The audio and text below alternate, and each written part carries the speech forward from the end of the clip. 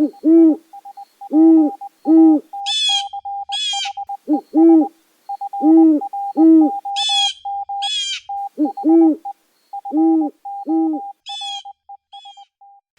wild wanderers, and welcome to the very first episode of the Dispatches from the Forest podcast. I'm your host, Tim the Nature Nerd O'Hara. So since this is the first episode, I want to start out today by introducing myself, because you might be thinking, what qualifies this yahoo to host a nature podcast? So a little bit about me. First of all, I'm a lifelong nature lover. I grew up camping, fishing, canoeing, playing in the woods, catching toads and tadpoles and lightning bugs, and I have my parents to thank for instilling that in me. I've always enjoyed being outside in nature, and I've always been a wanderer. I wonder what bird that is that's singing. I wonder what insect this is. I wonder where that trail goes. And I have a stack of field guides. I have a shelf of field guides that is a testament to that wondering. So I was in the Boy Scouts, I grew up, I went to college, and I got a degree in psychology, followed by a master's degree in applied behavior analysis. So now you might be thinking, how does a degree in psychology qualify me to make a nature podcast? And the answer is, it doesn't. I mean, I could make the argument that a fascination with observing human behavior is what led me to psychology, and that translates to a fascination with observing the natural world, but that's a bit of a stretch, so I'll just say, but wait, there's more. So my wife's in the Air Force, and I spent about 20 years off and on working a variety of jobs in the human services field. And it served me well. It worked out quite well with all our moves. But in 2007, three important events occurred. First, our oldest child was born 8 weeks early. So second, I quit working to be a stay-at-home dad full-time. And those two events led to event number 3, which was I had my midlife crisis. Now, a lot of men stereotypically go out and buy a sports car.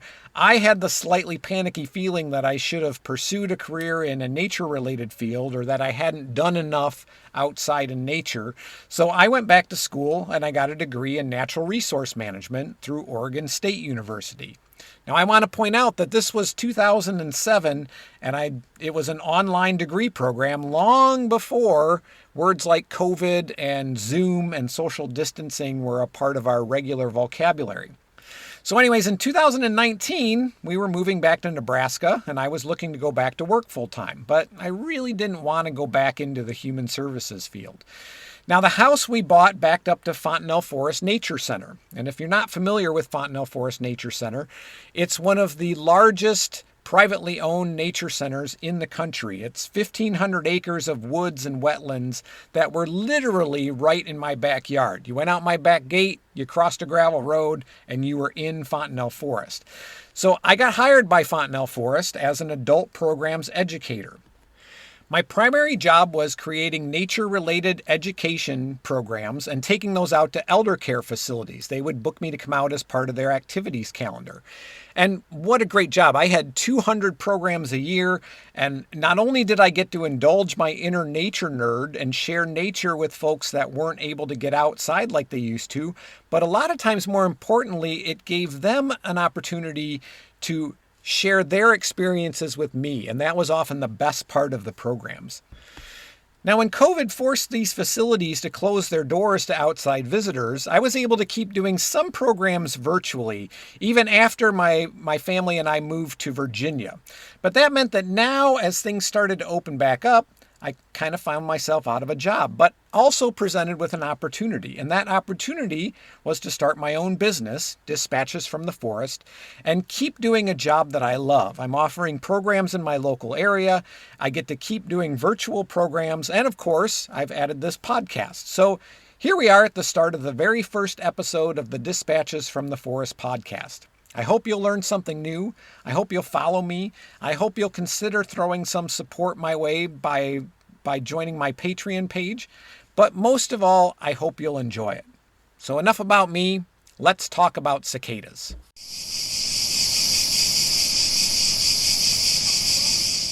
If you ask me, I think cicadas are the signature sound of summer.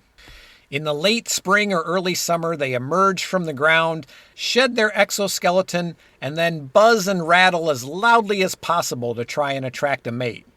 There are some species known as annual cicadas that show up year after year. They'll spend between 2 and 5 years underground, but every year some members of the species will show up to provide the soundtrack for summer. There's at least 4 species of annual cicada in each of the lower 48 states, and California has over 80 different species. Other species, known as periodic cicadas, spend either 13 or 17 years underground before returning in large numbers. And when I say large, I'm talking about trillions of cicadas.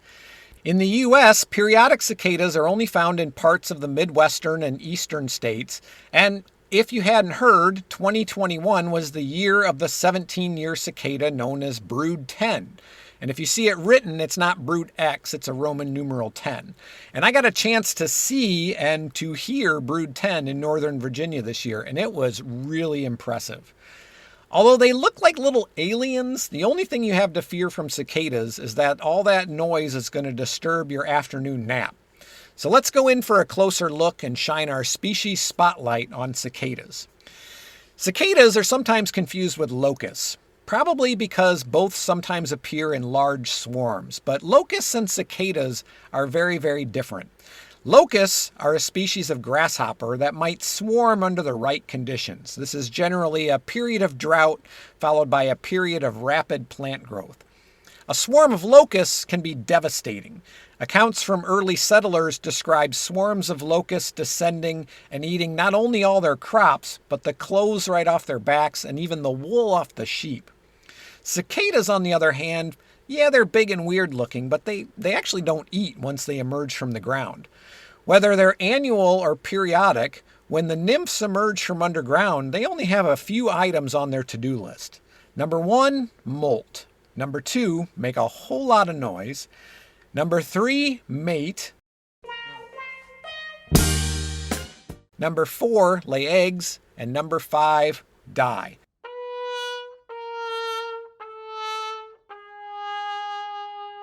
That's it.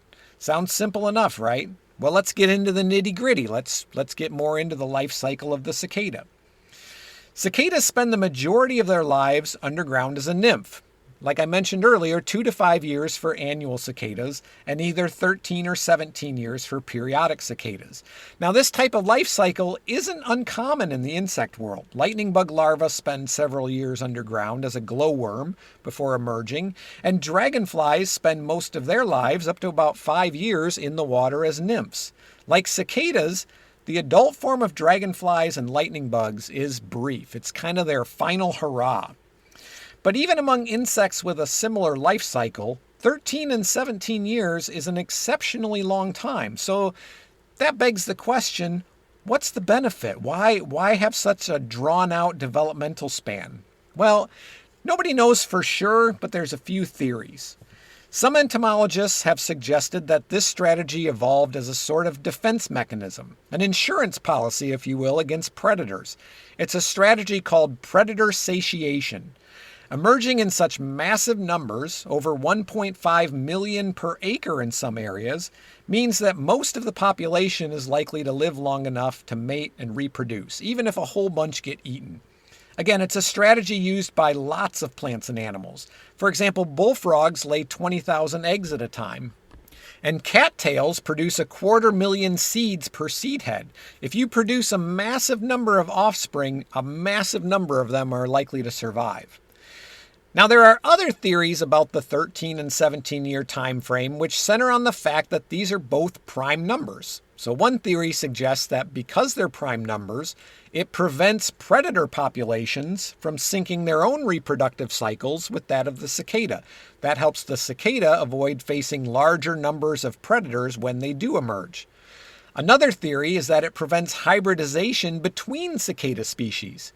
Periodic cicadas emerge earlier in the year than annual species. They're gone, or at least done mating, by the time the annual cicadas emerge, and the timing of different periodic broods makes them unlikely to encounter one another. Whatever the reason, an emergence of periodic cicadas is a pretty cool event to witness. Now, even among annual species, there seems to be some strategies to avoid hybridization. Different species have different sounds. A scissors grinder cicada sounds like someone sharpening scissors on a grinding wheel.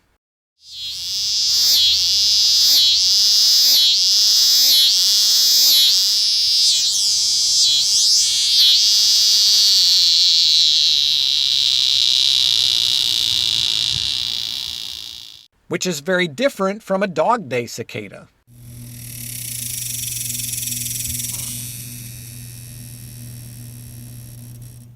Other species also sing at different times of day. The northern dusk singer sings at, you guessed it, dusk, after a lot of other cicada species have kind of quieted down. Okay, back to nymphs. Cicada nymphs feed on the juices of plant roots, generally within about 2 feet of the surface. Now, during their time underground, the nymphs go through 5 instar or intermediate stages in their development. With periodic cicadas, it's the second instar that's the one that takes the longest to mature.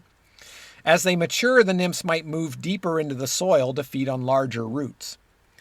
When it finally reaches the 5th instar, the cicada nymph is ready to emerge. For annual cicadas, some individuals reach this stage every year. Periodic cicadas, on the other hand, are developmentally synchronized. All, or nearly all, members of the brood mature at the same time. Now, occasionally there's what's called a premature emergence, or a straggling, where some members of the brood emerge early, sometimes as much as 4 years early. But hey, premature emergence happens sometimes. It's perfectly natural. It's nothing to be embarrassed about. It's highly unlikely that these stragglers will find a mate, since most of the brood is still underground. So when they're ready to emerge, 5th instar nymphs will construct a tunnel to the surface and wait for the soil temperature to reach a critical value. For periodic cicada species, this is generally around 65 degrees, 8 inches down. So that means somewhere between late April and early June, depending on the region. Annual species like the dog day cicada don't emerge until July or August, when temperatures are warmer, also known as the dog days of summer, and might be triggered to emerge by changes in the plant root juices that they're feeding on. The nymphs will climb anywhere from a few inches up to about 100 feet on a vertical surface like a tree or a building and undergo one final molt. They'll leave that 5th instar exoskeleton clinging to whatever they climbed. When my kids were little, they used to love collecting as many cicada shells as they could find. We had buckets full. Now, I've been able to watch a cicada shed that nymph exoskeleton, and that is a very cool thing to see also. Once this final molt is completed, the adult cicadas will move up to the trees, spend about 6 days waiting for their new exoskeleton to completely harden before they move on to the next item on the checklist, making a lot of noise.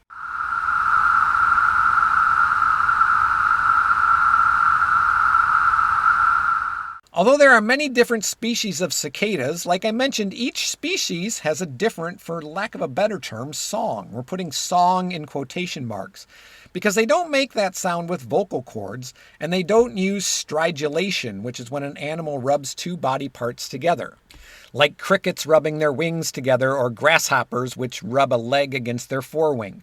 Instead, cicadas have a special organ called a tymbal. It's located in the abdomen, and the tymbal is a corrugated structure of the exoskeleton with a membrane that vibrates rapidly to produce sound. Inside the abdomen is a large chamber. It's actually a modified trachea, and that amplifies the sound. Male cicadas will group together to form what's called a chorus, and together they can produce sounds that are in excess of 100 decibels, which is about as loud as... yeah, your typical gas-powered lawnmower, and among the loudest insect-produced sounds in the world. Males in a chorus have a much higher success rate when it comes to mating.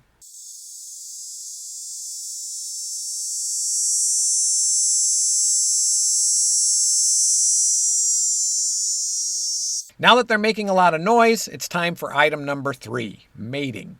Males will alternate bouts of singing with short flights in search of a receptive female. Receptive female cicadas respond with specifically timed wing flicks. When approaching a female, the male will make a distinctive courtship sound. Males might mate with more than one female, but generally females only mate once. Mating? Check. The next step is only for the ladies. It's time to lay eggs. The female cicada cuts a V-shaped slit in the bark of young twigs and lays around 20 eggs. She'll repeat this process many more times, laying about 600 eggs in all. Now, the twigs where she does this might wither and they might droop, but the damage to a mature tree is both minor and temporary. Smaller saplings or newly transplanted trees can suffer more damage, but if you know you're going to have an emergence, you can protect those with netting. The eggs hatch in 6 to 10 weeks, the nymphs drop to the ground, burrow in, and the life cycle starts all over again. Nothing left to do now but cross off number 5 on the list, death. The time from the final molt to the final breath only spans about 5 or 6 weeks. And once they die, all those cicada bodies return nutrients to the soil, and all the tunnels that they created when the nymphs emerged allows water and air into the soil. So ultimately, it improves the health of the forest. I like to think that all that noise made by cicadas is a grand celebration of life. Joining me today is Jody Green, who's an urban entomologist with the University of Nebraska. Is that correct? Did I get that right? I'm with the Nebraska Extension. Okay. And thank you again for joining me today. And you're an urban entomologist. What does an urban entomologist do? So I would say when people ask that, I say it's the stuff people love to hate. So it's a treat getting to talk about cicadas and butterflies and pollinators. But my specialty are termites, cockroaches, ants, and bed bugs. Because those are pests mostly, insect pests that invade houses, homes, businesses. They just really bug people. Sometimes, health pests as well. So urban area means where the people are. Yeah. All right. Well, today's topic is cicadas. So I'll give you a chance to step outside your pest zone there. And what's the difference between annual cicadas and periodical cicadas? Okay, so we have cicadas every year, and those would be, we call those annual cicadas or dog day cicadas. So it only takes a couple of years for them to develop, but we get those every year. A lot of them, they're different colors. They could be green, they can be brown. They've got different, species, so they sound different. They have different calls. The periodical cicadas, these are a special group of cicadas, and they only emerge every 13 years or 17 years. There's 2 different types. And when they come out, they're called different broods. So if you think about it as like a high school reunion or something, they have different names or different broods. Okay. And brood 10 is emerging out east right now. So they're a 17-year species. Yes. Very jealous. So what kind of impact do these brood emergences have? On like in particular on the environment? Are they damaging to things? Do they eat up a lot of vegetation? No. So when they emerge, they actually don't eat very much as adults. They may I don't even think they have time for that. Their life above ground is all about mating, actually.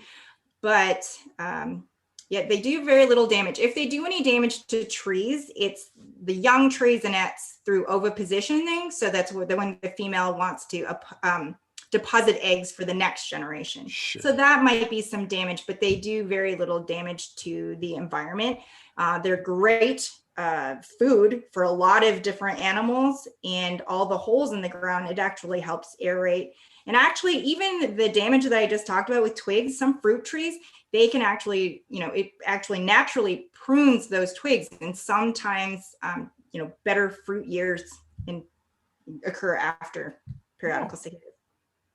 Okay, so they're actually pretty beneficial for the environment. Yeah, they can be. That's awesome. It's the people that have problems with them usually. Right, because they look scary or they look weird, so people don't like them. Yeah, and people question, like, what are they doing? What are they doing this whole time? Why are they coming to bug us? And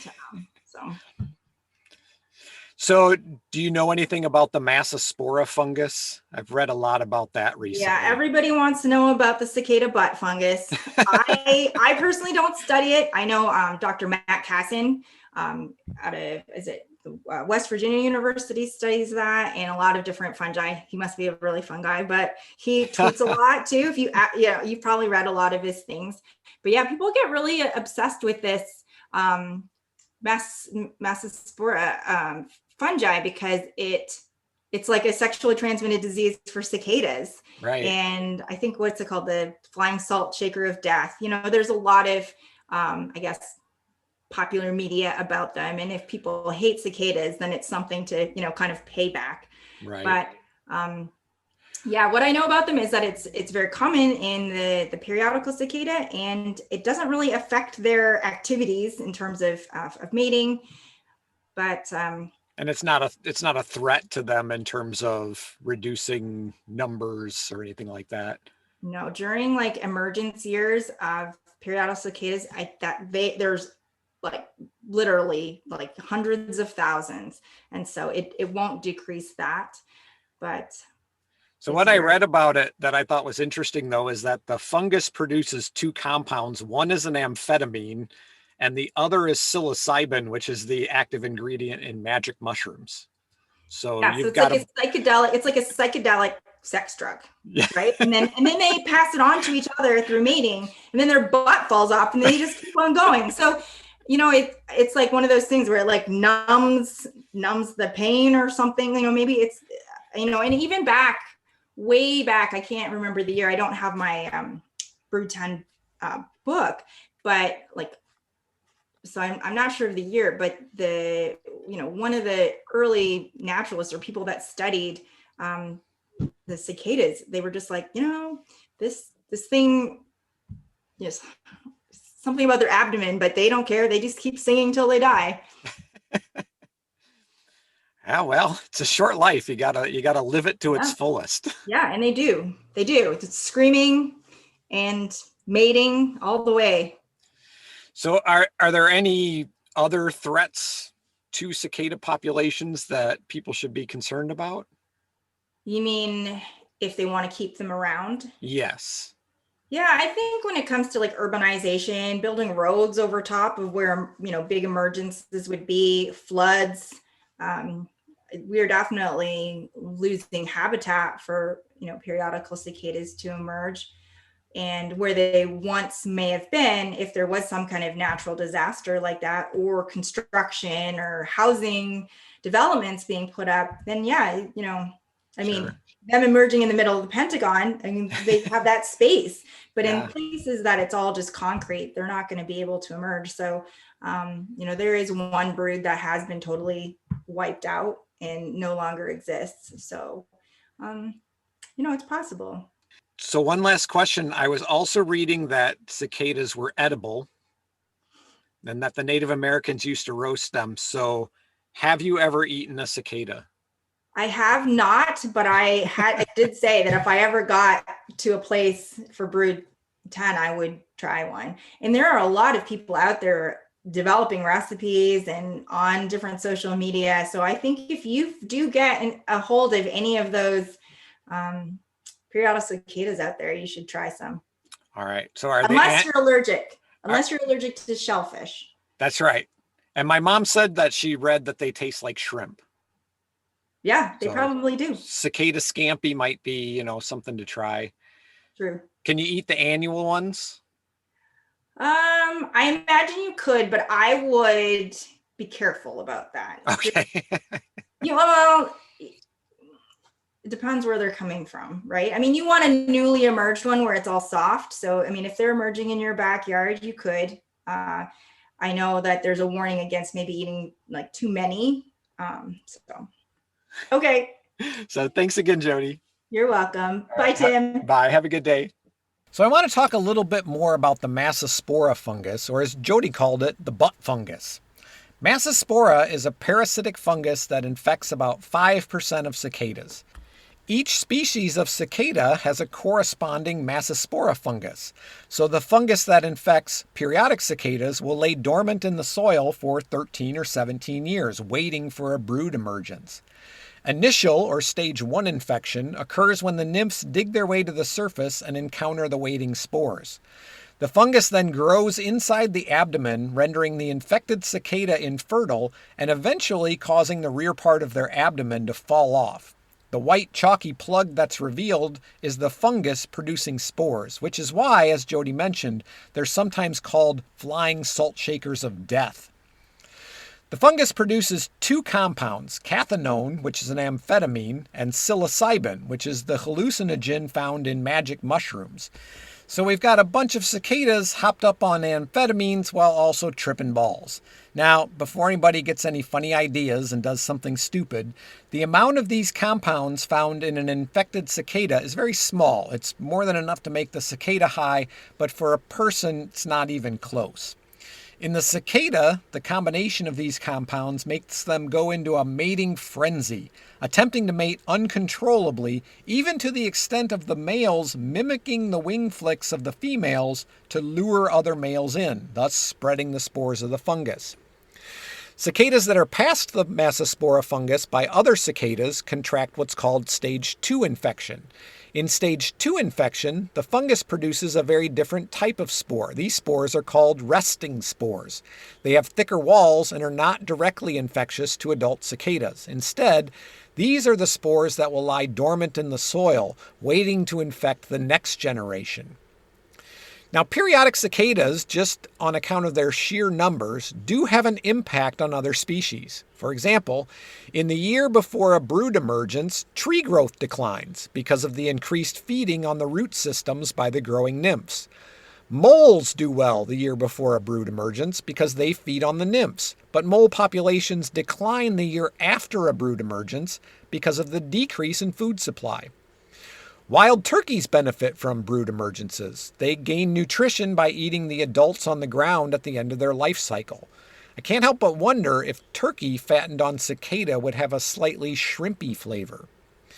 The temporary damage from cicada egg laying may reduce production of nuts and have a slight negative impact on squirrel populations. Now, plenty of animals will eat cicadas when they're available. Birds, snakes, rodents, possums, even fish, just to name a few. I mean, basically, if it eats insects, cicada is just another item on the menu. But only one animal targets cicadas specifically, and it might not be for the reason you think, and that is the cicada killer wasp. Sometimes called a cicada hawk or a sand hornet, even though it's not a hornet, in appearance, the cicada killer wasp is damn near the stuff of nightmares. I mean, first of all, it's a wasp, and it looks like, well, a wasp. And second of all, it's a big freaking wasp. The females get up to about 2 inches long, which makes it one of the biggest wasps in the eastern United States. You know those 2020 murder hornets you heard so much about? Looks-wise, at least, cicada killers will give them a run for their money. But that said, they differ from other wasps in some very important ways. Cicada killers are solitary. They don't group together socially to create a swarm like a paper wasp or yellow jacket. While males are sometimes seen in groups battling each other for breeding rights, and females sometimes share a burrow, cicada killers are not aggressive. Females only use their sting to paralyze their prey, not to defend their nest, and males, well, they don't even have a stinger. So while females can sting you, the only reason they would is if you try to grab them, if you accidentally stepped on one, or it somehow got caught in your clothes. Now, I don't know about you, but no way am I touching a 2-inch long wasp, even if it's not aggressive. So really, in spite of the fearsome looks in the name, unless you're a cicada, you don't have much to fear from the cicada killer wasp. Cicada killers are ground nesting. The female digs a burrow by dislodging soil with her jaws and then pushing it out with her hind legs, which have a special spine just for pushing dirt. The burrow will be about 1/2 inch in diameter and 10 to 20 inches deep on average. Now, after digging the burrow, the female wasp goes out hunting for cicadas. She'll capture a cicada, usually in flight, and deliver a sting to paralyze it. Then she'll carry it back to her nest. Now, the cicada can outweigh her by about twice, so the wasps are often seen carrying the cicada up a tree to gain altitude for the return flight. After they return with their prize, the wasp will put the cicada in a cell in the burrow and deposit an egg on it. Female wasps get to be about twice as large as males, so male eggs are deposited on one cicada, but female eggs may have 2 or even 3 cicadas placed in the cell with them. Now, I find it fascinating that the wasp knows the sex of the egg. Once the eggs are deposited, the female closes the cell with dirt and digs a new cell. Now, she'll eventually dig 10 or more. It only takes a couple of days for the eggs to hatch, and the larvae, which are called a grub, consume the cicadas. For the record, adult cicadas feed on nectar and sap. They don't even eat cicadas. The larvae mature in about 2 weeks, they build a cocoon, and they overwinter in the burrow at this stage of development. In the spring, they'll pupate, turning into adults that will emerge in late June or early July, about the same time as the cicadas emerge.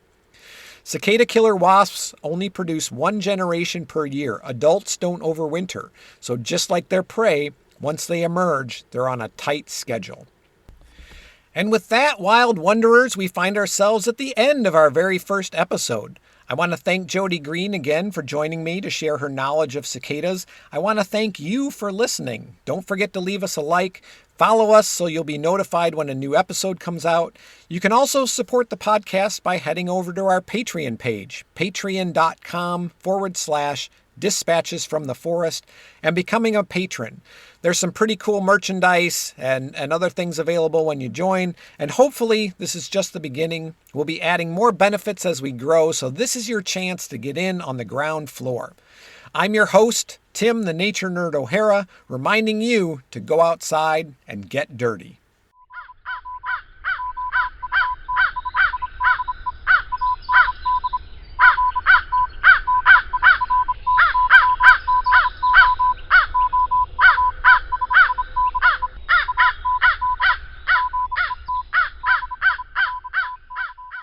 Do you have a message for me?